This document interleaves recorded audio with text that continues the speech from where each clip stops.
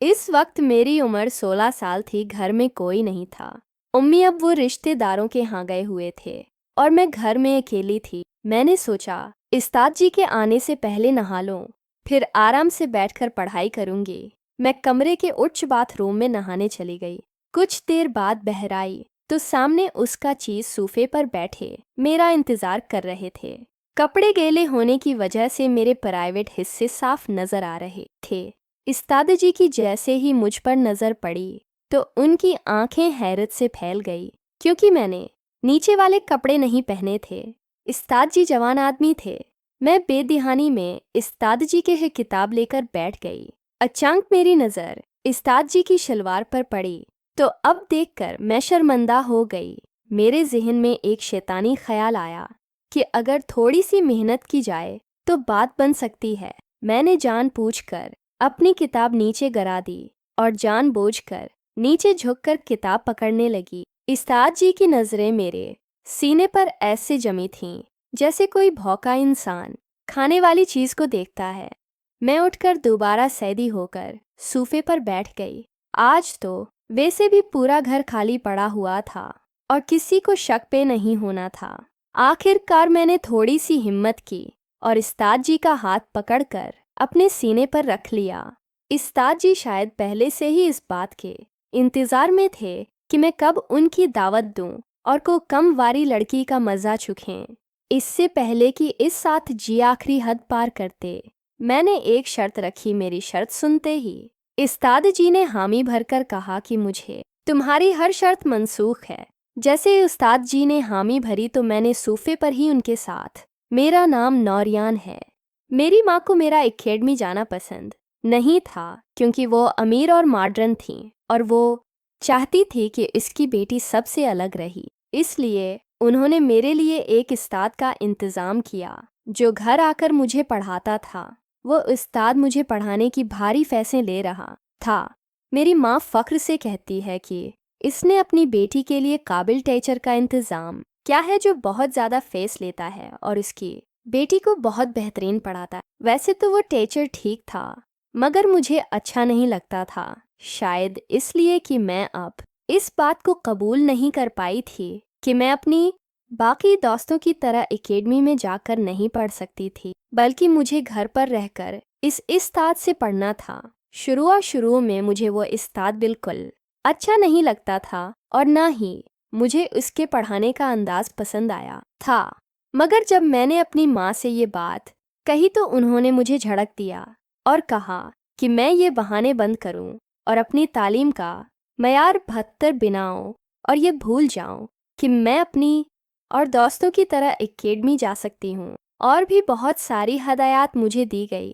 तब मैं चुप हो गई और अपनी पढ़ाई में दिल लगी। दिल में मैं बहुत उदास थी और अपने दोस्तों के साथ पढ़ना चाहती थी, जबकि मेरी सारी दोस्तें और बाकी के क्लास फेलोज मुझ पर रश करते कि मैं इतनी अमीर हूँ कि मुझे घर पर इतना अच्छा उस्ताद पढ़ाने आता है। इन की बातें सुनकर मैं भी नफरे में आने लगी और तब मैं अपना सारा तो इस भला कर अपने उस्ताद से बहुत अच्छे से पढ़ने लगी। और जब मैंने दिल से इस उस्ताद को कबूल किया तो मुझे मालूम हुआ कि वो वाकई एक काबिल उस्ताद है और मुझे बहुत मेहनत से पढ़ाता है। और इसकी मेहनत की वजह से मैंने बहुत कम दिनों में अपनी पढ़ाई 72 कर ली और अब क्लास में हर सब्जेक्ट में टॉप पर आ गई थी, जिस वजह से क्लास और स्कूल में मेरी खूब वाह होती, जो सुनकर मुझे बहुत अच्छा लगता था।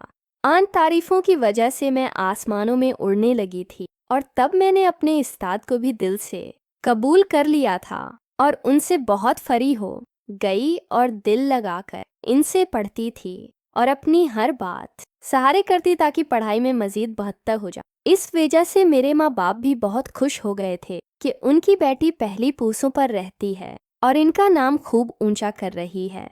उस्ताद की भी डिमांड भरने लगी थी। इसने अपनी फीस बढ़ाने का कहा, जो मेरे माँ बाप ने बना कोई एतराज़ की इसकी डिमांड पूरी कर दी। इसके कुछ टाइम बाद इसने मेरे बाप से कहा कि वो शाम में मुझे पढ़ाने आया करेगा, क्योंकि दिन में उसके पास वक्त नहीं होता। इसकी ये बात भी मेरे माँ बाप ने मान ली थी। और उनको कोई ऐतराज़ नहीं था, बल्कि किसी भी बात पर कोई ऐतराज़ नहीं करते। और अक्सर मेरे माँ बाप को रात में बाहर जाना पड़ता था, इस वजह से उन्होंने इस तरफ से ज़्यादा तवज्जो नहीं दी कि मैं इस तरह और कैसे पढ़ती हूँ। मैं खुश थी कि मैं पढ़ाई में बहुत अच्छी हो गई हूँ, मगर मैंने कभी सोचा भी नहीं था कि मुझे ऐसे वक्त से भी गुजरना पड़ेगा कि मैं जीने के काबिल भी नहीं रहूँगी। और कल तक जो लोग मेरे आगे पीछे घूमते थे और मुझे हसरत से देखते थे, वो बाद में मुझ पर थौकना भी पसंद नहीं करेंगे। इस शाम जब वो मुझे पढ़ाने आया तो हसब मामूल मेरे वालिदैन पार्टी पर जाने के लिए तैयार थे। वो तकरीबन हर शाम या फिर रात ही किसी पार्टी या किसी शादी में जाते थे और पीछे मेरे पास दाई माँ और एक मुलाजमा छोड़ जाती, मगर इस रोज दाई माँ अपने गांव गई हुई थी और मुलाजमा की तबीयत खराब होने की वजह से क्वार्टर में जांच की थी और घर में मैं अकेली और तन्हा थी। और थोड़ी देर बाद उस्ताद जी मुझे पढ़ाने के लिए आ गए। मैं थोड़ी घबरा रही थी, मैं बिल्कुल अकेली थी, मगर मेरे वालिदैन को इस बात से फ़र्क नहीं पड़ता था और मैं खामोशी से उस्ताद जी से पढ़ने बैठ गई। उस्ताद ने मुझे पढ़ाना शुरू किया। सबसे पहले उन्होंने मुझे नंबर हल करने को कहा, तो मैं नंबर हल करने में इतनी मसरूफ़ हो गई कि फिर याद भी नहीं रहा कि मैं इस घर में अकेली हूँ और वो उस्ताद भी मेरे साथ बैठा है, जो वैसे तो मेरा उस्ताद था, मगर इस वक्त इसके दिमाग पर शैतान सवार था।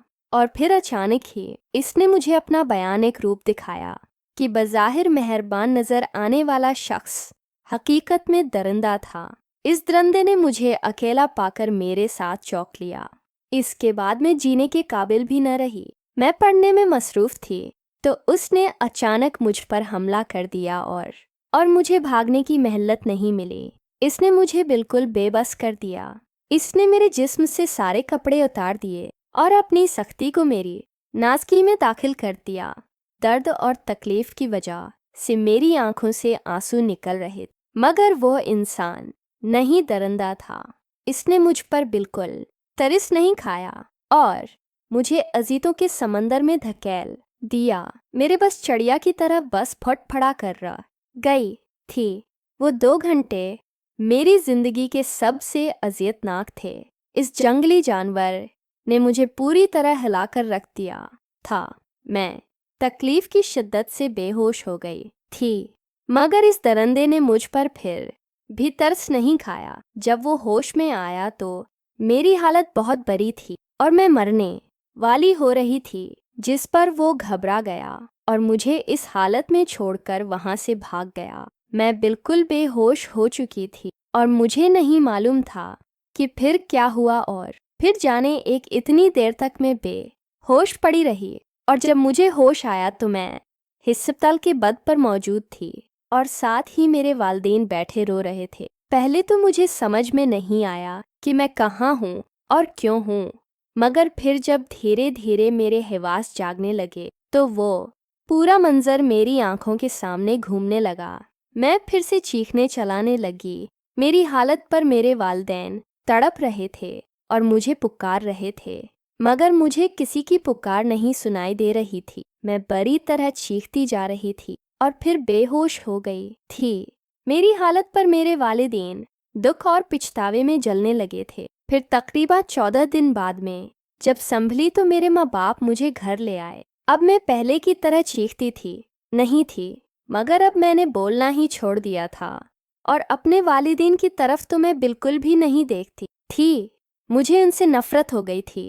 काश वो इतने गाफिल और लापरवाह ना होते तो मेरे साथ ये सब ना होता।